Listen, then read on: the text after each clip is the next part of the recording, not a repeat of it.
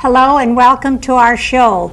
Our guests today are Katherine and Carl Schell, both well known in our community. We're very happy to have them. They've both been associated with the Historical Society. Carl's been president there. Katherine's been in charge of collections and exhibits, and they are both interested in the history of our area. Carl, I'm going to ask you first. You have a kind of a connection genealogically to this area. What is your connection to the Washington Township area? Well, my mother was born here in, well, it's at the corner of Lyons Road and 725.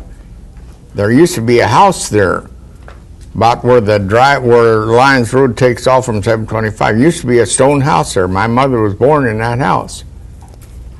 All right, what was her name? Her name was Maxwell, Bessie V. Maxwell. Yeah, Maxwell is an old name in the community. Yes, I have a lot of relatives around here. And where did they all live? Well, my great-grandfather Maxwell lived on Yankee Street, which is on west here a couple miles, on the brick house that is no longer there. I don't know how long he lived there, but he lived there, I think, until he retired. And that was about 1915 or something like that. And then they moved over on Alex Bell Road just before you get into Bellbrook. All right, okay. And now, you said somebody in your family was born in a log cabin in town. I hadn't heard that before. That was my great-great-grandmother, Watkins. I don't know what her first name was. She was 102 years old when she died. I don't know very much about her. I don't know anything about her husband. I was only 2 years old when she died. Well, Watkins is an old name, too. So you have two links there to the Maxwells and the Watkins, both very early family names. Now, I think of you kind of as an educator because you were so involved with school boards. Is this right? You were on the Centerville School Board? Yes. You were on Montgomery County School Board? Yes. And you had something to do with the school board that set up the joint vocational school? Well, I was on the board. That set it up? President of the board. Oh, well, then you did have something to say. And then not only were you in the county, but you were a trustee of, what is? The State Association of School Boards. The OSBA, Ohio School Boards Association. So you went clear from the local through the state. Well, then you have made some kind of a contribution, but that wasn't your job. Where did you work? I worked for General Motors, Frigidaire. What was your job there? I was supervisor in research engineering. Now, funny, I didn't know you were even at General Motors. I always think, well, Carl always was at St. Clair teaching. You were a professor there, too. Yes. How long were you at St. Clair? 41 years. Now, don't add up those 41 years and the 37 years that I was with General Motors, because part of the time I was teaching, part of that 41 years at Sinclair was night work, night school. I taught there for many years at night. In the engineering capacity? Taught all engineering subjects, mostly mathematics. Taught drafting too. Well, I know Sinclair appreciated you because when you retired in '77, they made you Professor Emeritus, their first one. Yes, that's right. You made a great contribution over there. All right, you moved out here, back here after you left in lived elsewhere in the Dayton area, and you moved out to Centerville, and where did you live? Where's your home? Where did I live before I moved here? No, after you came out here. Oh, we lived right where we live now, in Normandy Lane. We've only lived at one place here in Centerville. And you came when? 1941, January the 4th. It was still a very rural area. Yes. That's even before World War II. Yes. All right. You mentioned something to me I have to ask you about. You talked about Gander Swamp. Yes. Now, I had never heard of that. What was it? Well, it's a swampy area that's I guess you'd say it's on Washington Church Road. That's the only way I ever knew how to get to it. But that was before Lions Road was put in. It was a swampy area and a lot of lakes around in there, and we used to go skating even after I moved here. Some friends of mine in town would come out and we'd go skating on Gander Swamp. But I heard my granddaddy Maxwell talk about Gander Swamp before I knew what a gander was even. All right, so Gander Swamp was well known to early settlers. Yes. All right, another thing that interested me, when you were serving on the Board of Education, there was a famous bond issue passed. After World War II, the school here was so crowded, I know Polly Albertson said she couldn't even get her desk in her room. Her 6th grade had 50 students, and so you had to have an addition. Can you tell me about that bond issue in 1945? Well, I don't recall how much the bond issue was for. I think it was something in the neighborhood of $20,000. 200. I think it's 200,000. Maybe it was Yeah. 200. I'm not sure, but anyhow, whatever it was, included.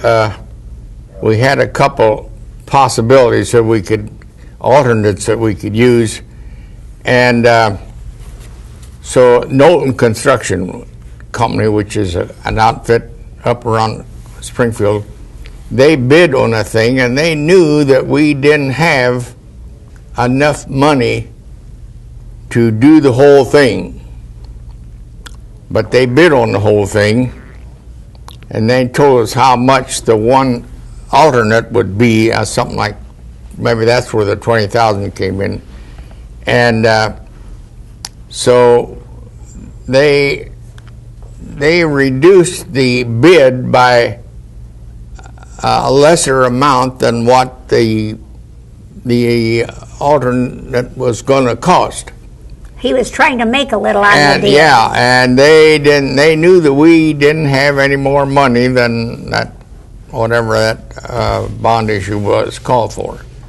So Mr. Magsy, who was on the Board of Education at the time, he was a lawyer here in town, he said, let's go out. He said, they haven't dealt with us fairly. Let's go out and raise by public subscription the money to take the entire bid, which we did. All of we board members went out and solicited the people in the township in the school district, and we raised I'll say $20,000, whatever, if that's the right figure. I think it's close to that, yeah. And we raised it, and Knowlton, he criticized us, said we didn't play fair, because we raised that money and accepted his bid.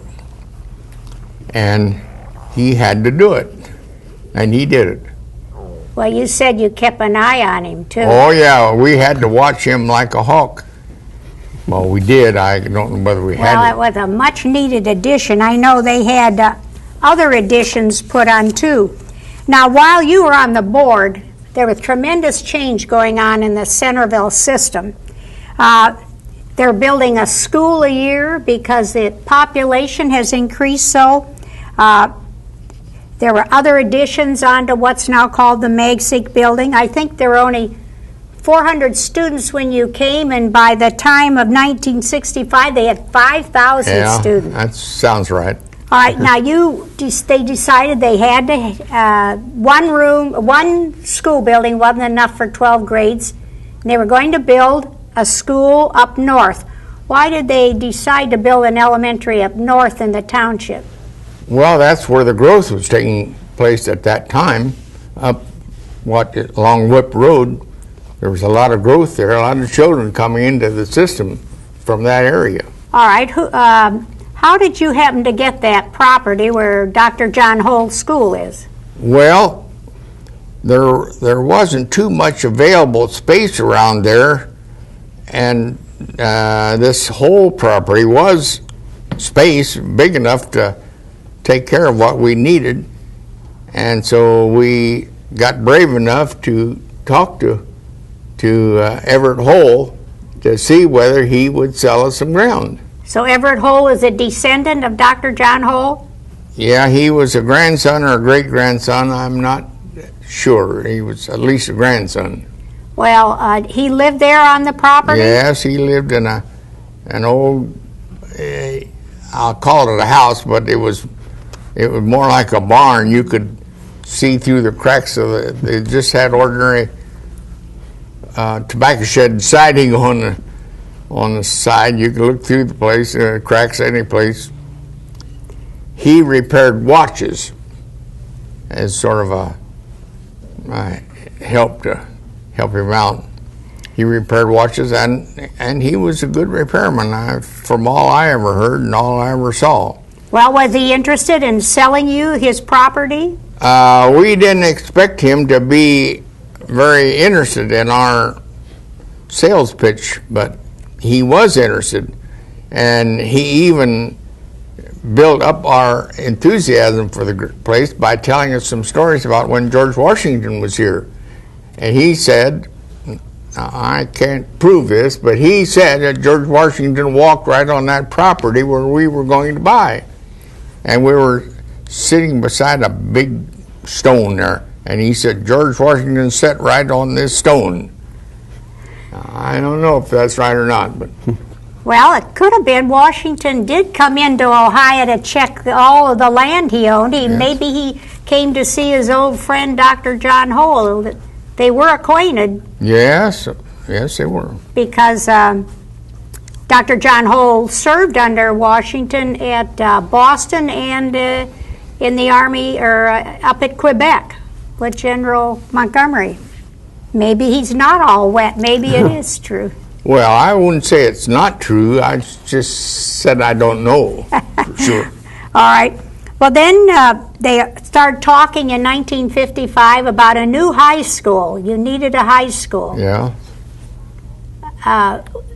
Can you tell me anything about that? Well, we bought some more ground south of the present Magsic building. Magsic building, south of that, and built then that was the high school at that time then. And that's along Virginia Avenue. Yeah, it's called Klein School now. Yeah. Then you had in 1955 is the high school, then 1956 is John Hull, 1959 Ida Weller. Boy, they were really coming in fast and furious. Now, what can you tell us about Mr. Watts? He came while you were on the board. He came, I don't know, I can't remember what year it was, but Mr. Stingley was superintendent at the time that Mr. Watts came. But it was our understanding that Mr. Stingley wanted to kind of step down a little bit. He was getting along a point in years where he wanted to kind of slow down a little bit. And so we hired Hadley Watts to come in and sort of get broken in for a year before he took over. Then he became your He became our superintendent then. I know, and they brought in the Life Science Center in 1964. Yes. That's very important. Now, another thing I know you were involved in was the ox roast. Yes. And that started when you first moved out here. I think the Lions Club started. Yes. Were you involved in that? Oh, yes. Everybody was. Everybody. Yes. Okay. It was quite an affair. A lot of people came. Yes, Russell Watkins and his wife and my wife and I were involved in that ox roast we'd build booths on the back of the school ground there, and had some lumber that we had acquired over a period of time, and built some kind of shelving and a counter, and we had a good time.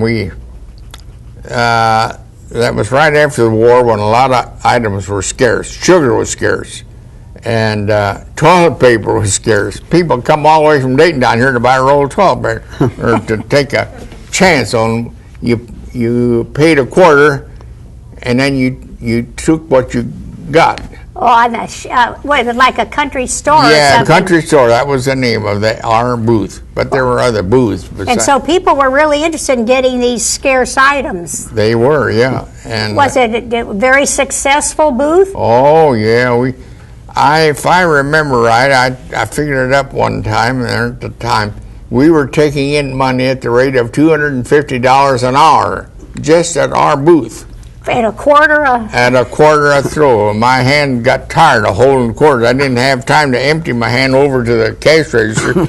I'd have to hold it in my other hand and then take some more quarters. And then people are standing 3 deep, reaching through, trying to give me their quarter. Boy, those scarce items after the war really brought a crowd out. Did they really cook an ox? Yeah, but it wasn't really the whole ox at one time. But it was a real steer, would be the proper name. Okay, a real steer, not an ox, a steer. Yeah. You mentioned that Paul Wills was the policeman at the time. He was constable. I thought he was a photographer. This must have been early.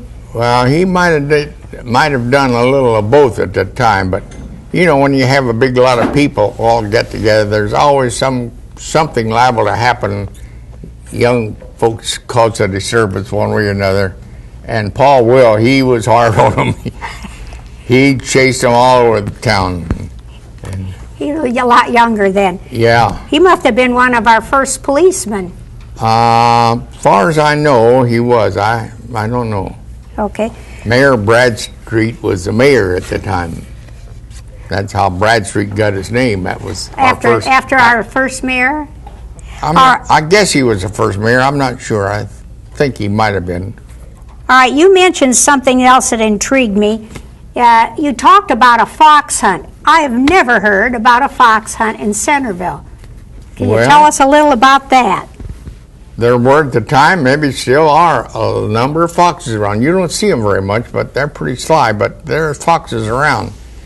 And so the Lions Club and Boosters Club and maybe, I don't know whether PTA was in on it or not, they organized a hunt. And they had it all laid out that the area where the line started. And then it went clear down as far as Lyle, or almost to Lyle, and across the 48 and over to maybe Yankee Street. Gee. And they had a starting time, and they had certain leaders spotted around in these groups, and they blew a whistle when it was time to start marching. And they had a center located. The center of this ox roast or fox hunt was on Nut Road, and that's where we all were marching. We were supposed to march toward that point, which we did. And there was hundreds of men and boys in that group. You weren't allowed to carry any guns. You could have anything that made noise, but not a gun. Well, how successful was the fox hunt? Oh, it was very successful. We got foxes in there. You didn't see much of foxes until the ring got. See, you start concentrating toward the center, and first of all, when you started, there maybe 100 feet between or more between people. But after you got smaller, the ring got smaller, and there was well, 2 or 3 deep. What did they do? They kill them, or? No, the young fellows would get in there. They'd wear leather gloves and get in there. You had to catch them by hand. And some of the people, the crowd was maybe 3, 4, 5 people deep all the way around this place. And those poor foxes they were just so excited and so befuddled. They didn't know what they were doing, and they'd run and they'd jump. And they'd jump right over right into the crowd. Well, And that caused a lot of commotion, but it was a lot of fun. And they got, I don't remember how many foxes. I think they had a couple different hunts, but they got at least 2 or 3 at each. All right, I know Katherine wasn't involved in fox hunts. No. We have on the table here some of the things that Katherine was involved in. Now, Katherine, at one time you worked for McCall, and you had a lot to do with the McCall Publishing. Well, I was in charge of the department where we send out booklets on different things, booklets of recipes or bridal showers or just different things that people were interested in. And then at Christmas time, we send out a lot of booklets on Christmas carols. The churches would order, say, 100 or 50 of the different song books. And I did that for, about, I guess, 3 or 4 years. And I thought I was doing real well. I made $25 a week, and I thought I was really doing great. I know people don't realize, but McCall was a big publishing Very company big. in the United States, and it was located here. Mm-hmm. I know you raised 4 children, too, and you had a father that was a drummer. What was your maiden name? Well, my maiden name was Housechild. Housechild. And my father was a drummer in Dayton, and he played in all the theaters downtown except Lowe's, because that was just a movie house. But he played in vaudeville, he played at the Lyric, and he had people like Milton Berle and the different ones. And he talked already about sliding Billy Watson, a man that did some kind of a trick, I don't know. But he used to tell those stories when we were children, but we got tired of them and didn't listen like we should have. But if I would have written down all that he had told us, I could write a book. I know you said he played, too, at the Veterans Hospital. Yes, he did. And then a lot of those soldiers, when they died, they would have about 4 or 5 people, musicians that would follow the coffin to the grave. And they always had someone that blew taps. And then, too, on Sundays, they would have a band concert in a little... They have a band shell or anything? Yeah, a band shell. And would play music, and my mother would fix the lunch for us. And we would sit there and listen to the band music. And it was so nice. And that was when there was still a grotto there. And we would go into the grotto, and the grotto had like stone walls on each side. And it was a very interesting place. I don't think people remember how really beautiful the Veterans Hospital was. It was yes. a very popular place to go on weekends. It was. Well, I know you collect things, and one of the things you collected and worked hard on was a lot of miniature things and miniature furniture, and you have a beautiful dollhouse. Maybe we could have a close-up of this dollhouse. Can you tell us something about who built it? I had the furniture, and Carl and I were on a trip up to Canada and saw a big dollhouse. And I said, that's the kind of dollhouse I want. So when we got home, he got interested and made the dollhouse for me. How many rooms do they have? There's 10 rooms in it. 14. 14? I have 14? to come, and you have hallways there and staircases. Yeah. 1, 2, 3 staircases. Was this your contractor? He was my contractor, yes. And he did a beautiful job on it and made the circular staircases on 2 floors. And then on the 3rd and 4th floor, we wanted to make the bedrooms bigger. So then he had to cut the the hall's a little more Small. narrow. Uh-huh. All right, one of your handicrafts there, I know you were very interested in Fabergé eggs, and you brought samples of the ones you make. Yes. They're just beautiful. Can you tell me how you begin that a little bit, make it short? Well, generally when you buy goose eggs, they're very dirty and you have to scar them good. So it's a goose egg. Yeah, the goose egg. And then I get them real good and clean, and then drill a hole at each end, and then blow the inside out. It has to pierce it with a hat pin or something, and then blow the contents out.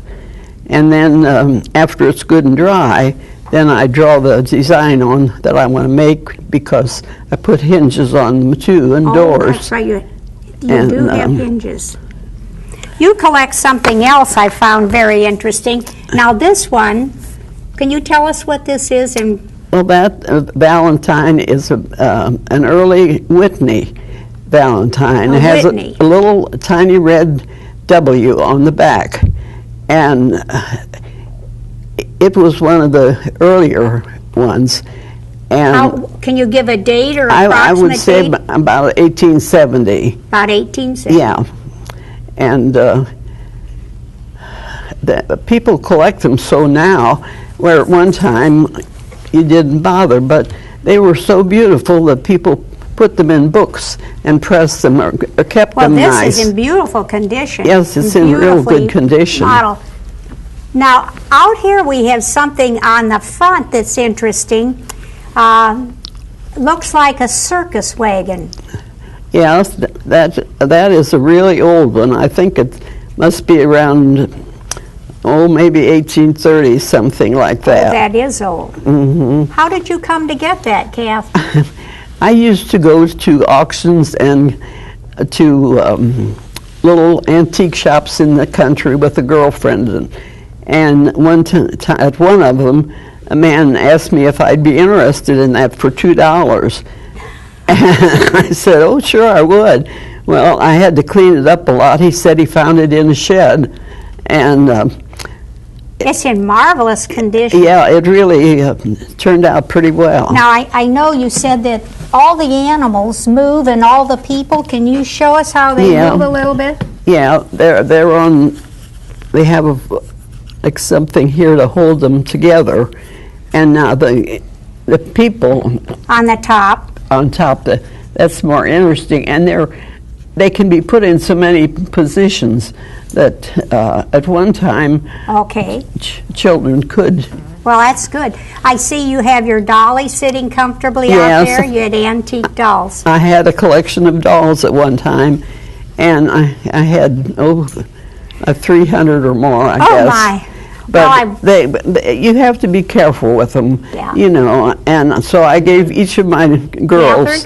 Catherine, we have to go now. Okay. But I certainly would like another opportunity to see some of your dolls. And I want to thank Carl and Catherine Okay. both for coming. And I want to thank you for joining us.